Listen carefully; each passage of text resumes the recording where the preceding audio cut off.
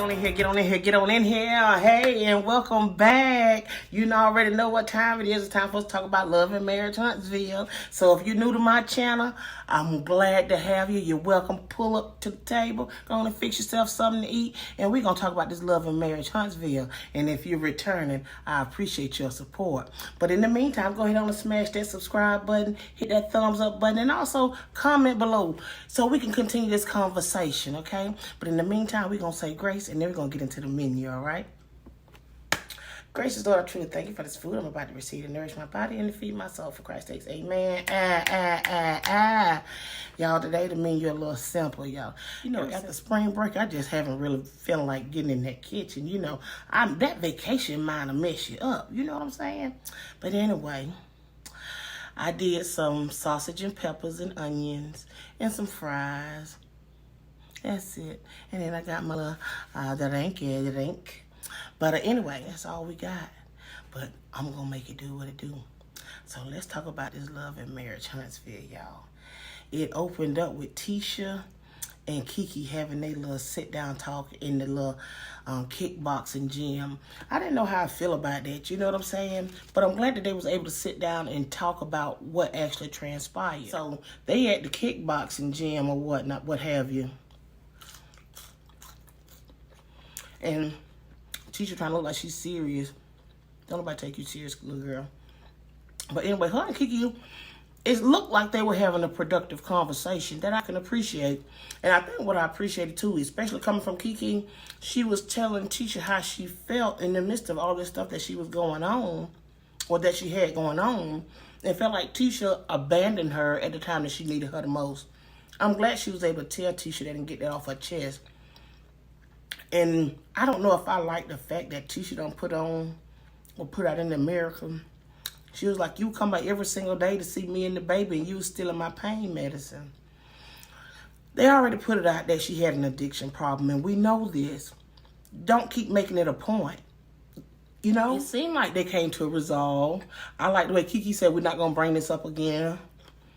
It's going to be interesting to see if they ever bring that up again, because it's kind of hard to forget some stuff like that. So, they was leaving the kickboxing. They claim to be moving forward. We're going to see how that work out. Who else we going to talk about? Because it seemed like it wasn't it started out real slow. It didn't get going good to the spa day, but we ain't going to get to the spa day yet. Let's see. They left the kickboxing. Oh, Marceau daddy came to visit. I thought that was neat. Dad offered him some words of wisdom. We'll see if he received that message or not moving forward. And then what else? Oh, Kimmy met Tisha at the coffee shop. Because obviously, Marceau done got him a business partner, and they done put Tisha out of her office. I don't know how I feel about that, but it's funny. I don't know how I feel about it. Y'all see them sausage and peppers? Red peppers, onion. I even got some jalapeno in there too. I like mine a little spicy, a little zippy. That's what I'm going to call it, zippy.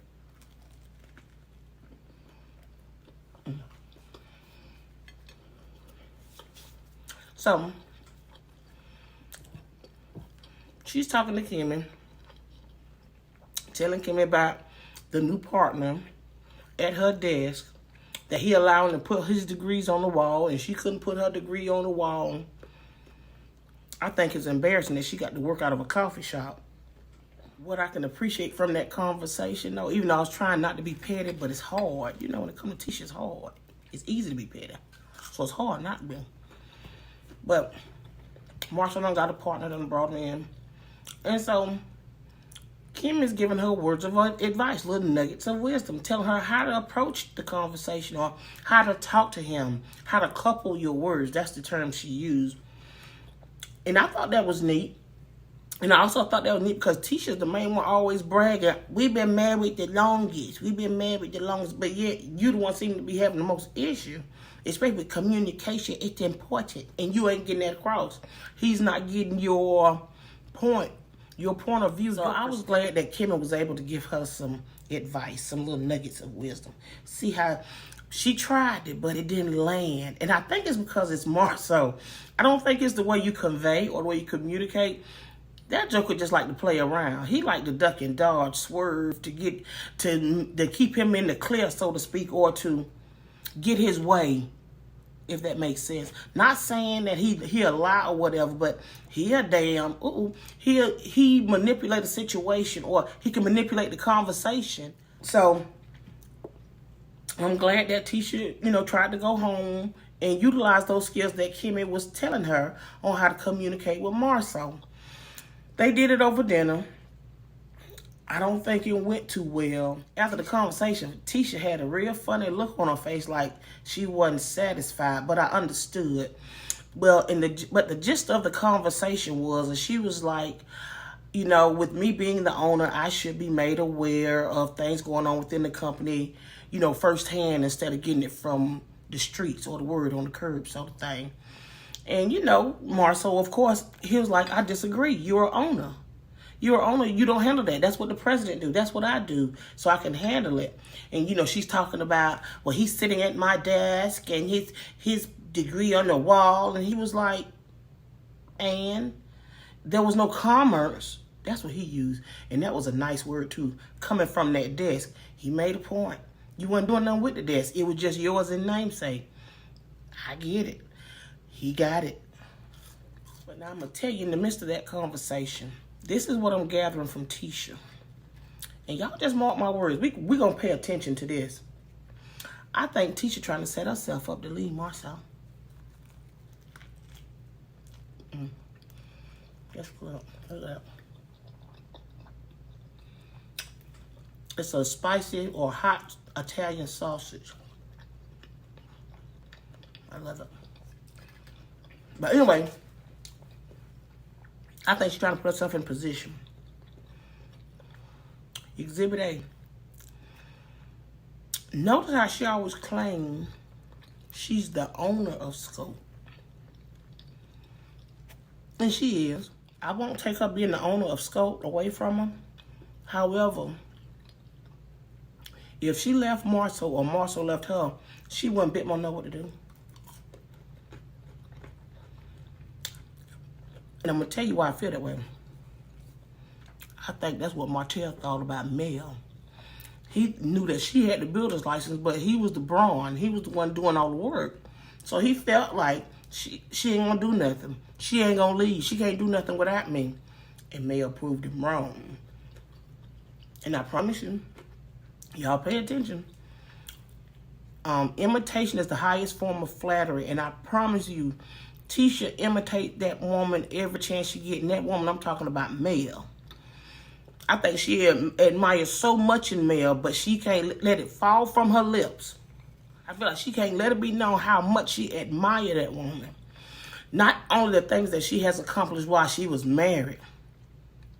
It's her resilience after the marriage. That woman continued to thrive. She let Martell have whatever he want. They chose to dissolve their businesses, and she chose to move on. And guess what? Nobody was expecting that. And I think that's why they all be coming at Mel. I think they all don't know how she managed to survive such a public divorce, a public child, outside child, all this stuff, and then not to mention her husband running around town slandering her name every chance he get. But she managed to keep her head up. She managed to continue to thrive. They don't get it. They don't get that she's anchored by God, and that's how she can make the moves that she's making and keep her head up and maintain that positive position that she's in. They don't get it. And I think that's with the bulk of them. I'm not going to say Kimmy, because Kimmy cool. But Tisha, Destiny, and now Stormy. I think Stormy going to be a problem, y'all. Stormy going to be an issue. But anyway, moving on.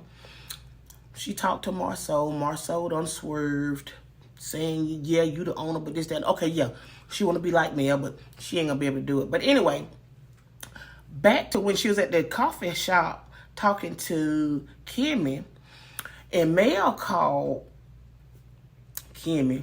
I think that's another thing. She don't like the relationship Kimmy and Mel have. I think she's jealous of it. That's just me. You ain't heard enough of me because I ain't the one to gossip, So, like when Mel called Kimmy, just so happened she was with Tisha. you know, and she was asking Kimmy, can you get massages or whatever? Okay, because I want to set something up. And then Tisha like, can I speak to Mel? If you go back and watch that episode, watch that scene, Kimmy's mouth stays open. Because she don't believe it. She was like, don't be starting no mess. But she wanted to invite her to an event she wanted to do. And I think it's all funny. It's timing, I promise you. Now, you know, you want to do a celebration for Kimmy after Mel have done one.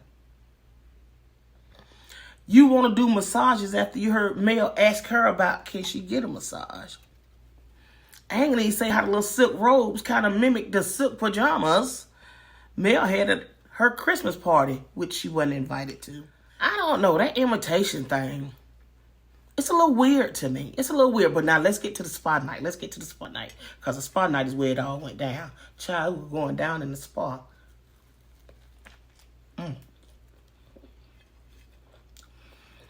They showed up at the spa. Everybody wanted to have a good time. First person came was Kimmy. Kimmy showed up first. Then came Stormy. Then came Tiffany. Tell me why when Kiki come in there, Kiki already owned one. Y'all can't tell me Kiki wasn't acting strange. She came in there bubbly, bouncing.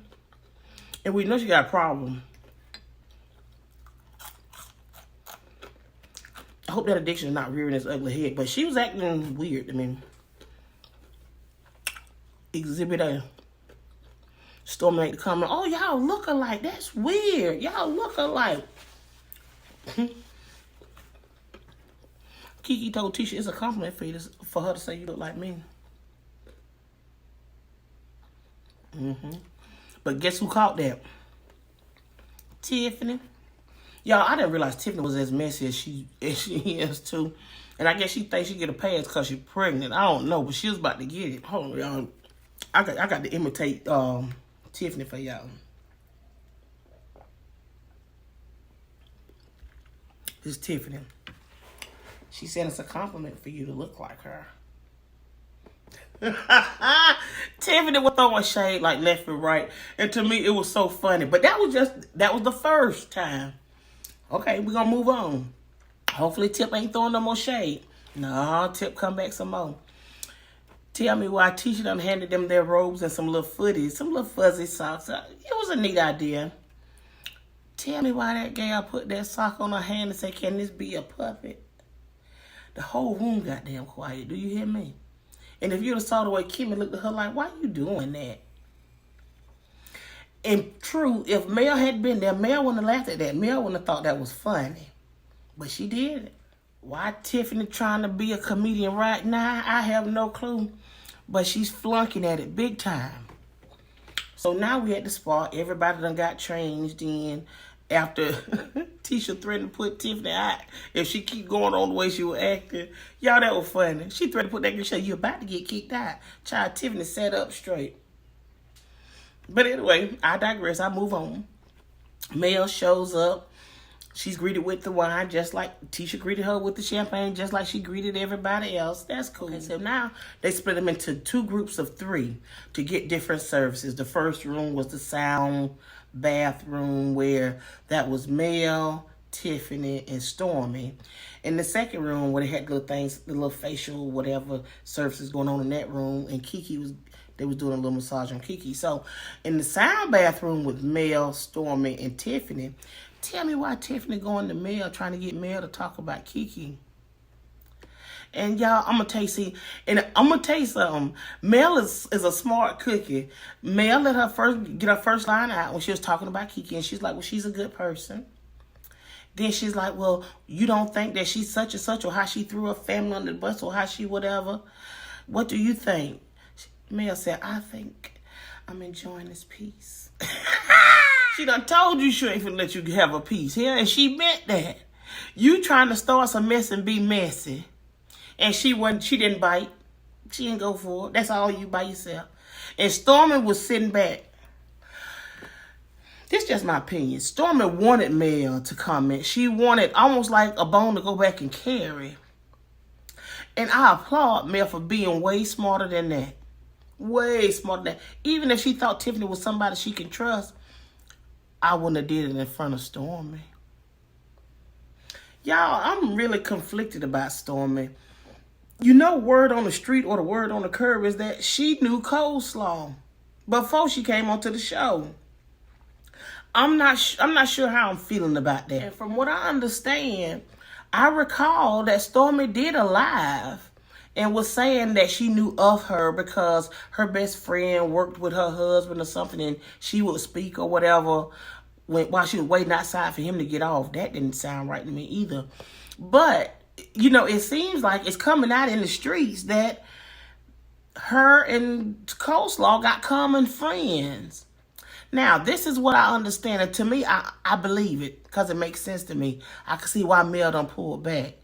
From what I understand, Mel did an interview where she told them, you know, she didn't know Stormy before filming. How she met Stormy is they wanted her to be a brand ambassador. So that's what she was doing. And it was a her people, Stormy people called Mel people, and that's how they got things rocking and rolling. And she said once she met Stormy and got to talking, Stormy's telling her of her story, her background, and her mission, what all she trying to do. Mel's like, yeah, you on the come up. You know, so therefore, Mel was like, she likes somebody who's about their business. And Stormy came off as someone being about her business, but she didn't know the backstory about her knowing of, or even associating with, or have friends who are in common with Coleslaw. So now that all this is coming out after the years, yeah, I can see Mel like, and then not to mention from what was it, the first, well, it was mentioned in the first and the second episode about Mel done changed her number and how Stormy wants to know why. You don't trust people, or let's talk about it. Let's talk about it. I promise y'all, Stormy is starting some mess and trying to get ahead of it. But she better watch out, because when you dig one ditch, baby, you better dig two. Well, you trying to set somebody up for a pitfall, I'm telling you, you'll fall in that ditch faster than she will. Just don't do it. Don't do it, Stormy. Walk away, walk away, walk away. So, but I can actually see that now. I get it. I wouldn't want to have no, I can't be honest and have no real dealings with you either. I got it. So, but Mel didn't bite on that. But what ended up getting me was, now, just like I said, I felt like Stormy was sitting back just waiting on something to be said. She wanted Mel to say something. She wanted that bone to carry. Did she get that? You know what she got? She got an earful of them girls next door talking about her. That was the only name you heard. Stormy. Stormy. Stormy. So now, of course, Stormy like, they ain't talking about me. They ain't talking about me. So, you know, okay. Now they got to get up and go over there and see what they talking about Stormy. What they saying about Stormy. And I don't know how I feel about it, because I feel like they digging up old stuff. And they trying to make something happen when it ain't no meat for that sandwich. You get what I'm saying? Y'all finna be eating a mayonnaise sandwich because ain't no meat on it. But she went over there, and that's how it left hanging. It really wasn't no resolve. It was just Tiffany and Kiki. Them two gonna get into it first, but not Destiny, Lord. I don't know why I want to call Stormy Destiny. I guess because they got the same damn tendencies. But anyway, left off with Kiki and Tiffany going back and forth about what transpired at the Christmas party last year. So I don't know why Tiffany feel the need to even get in their business. Do you even care? You shouldn't. Yeah, my thing is, if you know Kiki will throw her cousin under the bus and you feel like she'll do the same thing to you, don't fool with her. You can control that. You pregnant and have a baby. Just hide your pain pill. Okay. That was wrong. That was wrong. But she can control that. It's not like her and Kiki are besties anyway, so she don't have that to worry about. I'm waiting for next week because it's interesting. I want to see how Stormy gonna bring all this up about them talking about her. And just like I said, Kiki came in on one, so her and Kiki gonna be going back and forth. Kiki done took her turn on Tiffany, and I think Stormy gonna be next. I don't think it's gonna be cute because you know Stormy, they gave her the nickname, or they gave her the description last year that she was ratchet and ghetto, and I can see it. And you know what else too? Just a little side note. This is just something I thought of, brain fart. You know, apples don't produce oranges, right? Watch these girls and their mamas. See how their mama act? And it's embedded in them. And they ain't gonna call no names, but y'all think about it. Them girls, mamas who act up, they cheer and do too. I'm just saying. After seeing Miss Betty, her and Stormy talking, and I'm sitting there saying to myself, whoa, that's where you get it from. That was just something that was on my mind. Well, y'all, I'm finna finish eating. I thank y'all for having dinner with me. Just like I said, if you're new to my channel, you're always welcome. You can come get you something to eat anytime. And if you're returning, I appreciate your support. So like always, don't forget to subscribe, click like, comment down below, and share this video. Let's grow together and let's be friends. I'll see y'all next week.